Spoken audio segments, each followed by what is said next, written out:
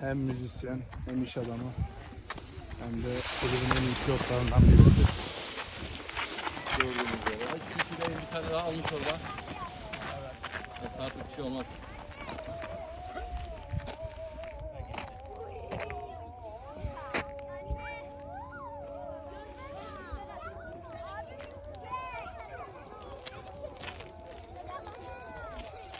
Evet, kendisini herkes videoya alıyor.